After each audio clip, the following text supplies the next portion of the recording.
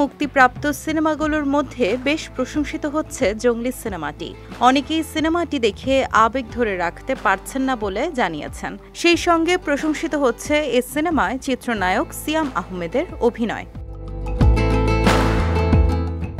তবে অনেকেরই হয়তো অজানা, জঙ্গলি সিনেমায় কাজ করতে কোনো পারিশ্রমিক নেননি নায়ক, বরং তার পারিশ্রমিক তিনি সিনেমায় ইনভেস্ট করেছেন। বিষয়টি সিয়াম নিজেই নিশ্চিত করেছেন। সিয়াম আহমেদের ভাষ্য, আমরা যখন সিনেমাটা শুরু করছিলাম তখন আমি আমার পারিশ্রমিকের অংশটা নিয়ে নিলে বাজেট নিয়ে ঝামেলায় পড়তে হতো টিমকে। সিনেমাটা যাতে ভালো হয় সেজন্য আমি সিদ্ধান্ত নিয়েছিলাম আমি আমার পারিশ্রমিক নিব না। পরে যদি সিনেমাটি থেকে লাভ হয় তখন আমি সেই লভ্যাংশ নেব।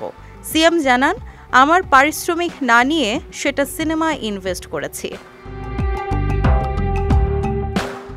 ঈদ উল ফিতরে কম সংখ্যক শো নিয়ে মুক্তি পায় এম রাহিম পরিচালিত আলোচিত সিনেমা জঙ্গলি।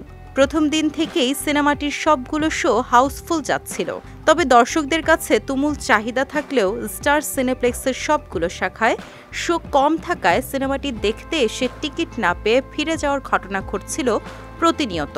তবে সিনেমাটি মুক্তির এক সপ্তাহ পেরোতেই স্টার সিনেপ্লেক্সেই দ্বিগুণ শো বেড়েছে। বিষয়টি নিশ্চিত করেছেন সিনেমাটির প্রযোজনা সংস্থা টাইগার মিডিয়ার কর্ণধার জাহিদ হাসান ওভি।